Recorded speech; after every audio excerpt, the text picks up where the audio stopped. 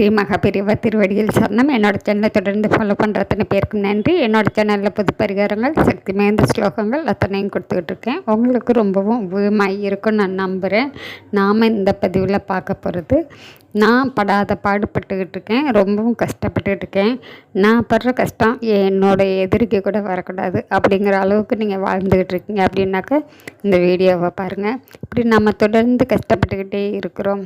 நான் எவ்வளவோ பூஜையெல்லாம் செய்கிறேன், கோயிலுக்கு போகிறேன், விளக்கு போடுறேன், மனசார கும்பிட்றேன், யாருக்கும் எந்த துரோகமும் செய்யலை, எந்த கெடுதலும் செய்யலை, யாரோட குடும்பத்தையும் நான் கெடுக்கலை, நேர்மையாக வாழ்ந்துக்கிட்டு இருக்கேன். இருந்தாலும் கூட எனக்கு ஏன் தான் கடவுள் இவ்வளவு கஷ்டத்தை கொடுக்குறாருன்னு தெரில. என்னோட சேர்ந்து என்னுடைய குடும்பமே ரொம்பவும் கஷ்டப்பட்டுக்கிட்டு இருக்கு. நெருக்கதியாக நின்றுக்கிட்டுருக்கேன். இந்த மாதிரியெல்லாம் ரொம்பவும் கஷ்டப்பட்டு வாழ்ந்துகிட்டு இருக்கிறவங்க நிறைய பேர் இருக்காங்கங்க. ஏன்னா நியாயமாக உண்மையாக இருக்கிறவங்க எல்லாருமே இந்த காலகட்டத்தில் கஷ்டப்பட்டுக்கிட்டு தான் இருக்கிறாங்க. அநியாயமாக நடக்கிறவங்க எல்லாருமே நல்லா நெஞ்சை நிமித்திக்கிட்டு நடமாட்டிக்கிட்டு சுகபோகமாக வாழ்ந்துக்கிட்டு இருக்கிறாங்க. இதெல்லாம் பார்க்கும்பொழுது தான் நமக்கு மட்டும் இப்படியெல்லாம் நடக்குது அப்படிங்கிற வேதனை வருங்க. அப்படி வேதனை இருக்குது, அப்படி கஷ்டப்படுறீங்க அப்படின்னாக்கா இது நம்மளுடைய பூர்வ ஜென்ம கர்மாங்க. நம்மளை தொடர்ந்து வந்துக்கிட்டே இருக்குது. நாம் தெரிஞ்சும் தெரியாமல் முன்வினை பாவங்கள், இல்லை இந்த ஜென்மத்தில் தெரிஞ்சும் தெரியாமல் செய்த பாவங்களோ, இல்லை முன்னோர் வழி பாவம், அதாவது தொடர்ந்து வந்துக்கிட்டே இருக்கும். முன்னோர்கள் தெரிஞ்சும் தெரியாமல் யாருக்காவது ஏதாவது தீங்கு இழைச்சிருக்கலாம். அதனால் பாதிக்கப்பட்டவங்களால் வயிற்றுச்சலாகட்டும், இல்லை அவங்க கொடுத்த சாபமாகட்டும் நம்மளை தொடர்ந்து வந்துக்கிட்டே இருக்குது. நம்ம இப்படி கஷ்டப்பட்டுக்கிட்டே இருக்கோம். நமக்கு இதுக்கு விமோச்சனம் அப்படின்னு பார்த்தீங்கன்னாக்கா, நம்ம கோவிலுக்கு போகிறதுக்கு முன்னாடி நம்ம முடிந்த வரைக்கும் அன்னதானம் ஒன்று தாங்க இதுக்கு தேர்வு. அன்னதானம் செய்யக்கூடிய அளவில் நான் இல்லைங்க. நானே ரொம்பவும் கஷ்டப்பட்டுக்கிட்டு இருக்கேன், ரொம்பவும் ஏழ்மையான நிலைமையில் இருக்கிறேன் அப்படிங்கிறவங்களாகட்டும், இல்லை நல்ல வசதி வாய்ப்பெல்லாம் இருக்குது அப்படிங்கிறவங்களாகட்டும், வசதி வாய்ப்பு இருக்கிறவங்க தினந்தோறும் ஒருத்தருக்காவது உணவு கொடுங்க.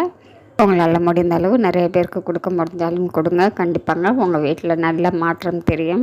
இல்லாதப்பட்டவங்க ஒருத்தர் கூட என்னால் உணவு கொடுக்க முடியாத நிலைமையில இருக்கேன், ஆனாலும் எனக்கு கொடுக்கணுன்னு ரொம்பவும் ஆசை அப்படின்னு நினைக்கிறவங்க, நீங்கள் ஒரு கைப்பிடி பச்சரிசி எடுங்க, மிக்சியில் போடுங்க, அதை பவுடராக செய்யுங்க. அது கூடவே கொஞ்சமாக சர்க்கரையும் போட்டுக்கோங்க. ரவை பதத்துக்கு அடித்து ஒரு டப்பாவில் போட்டு வச்சுக்கோங்க. அதுலேருந்து ஒரு கைப்பிடி அளவு நீங்கள் எடுத்துக்கிட்டு உங்கள் வீட்டுக்கு பக்கத்தில் எந்த விநாயகர் ஆலயமாக இருந்தாலும் சரிங்க, இல்லை எந்த ஆலயமாக இருந்தாலும் சரிங்க, அங்கே இருக்கக்கூடிய மரங்கள், அதாவது அரச மரமே இருக்கும், வேப்ப மரமே இருக்கும், இல்லை தலைவிருட்சங்கிற மரங்கள் இருக்கும், செடிகள்லாம் இருக்குங்க.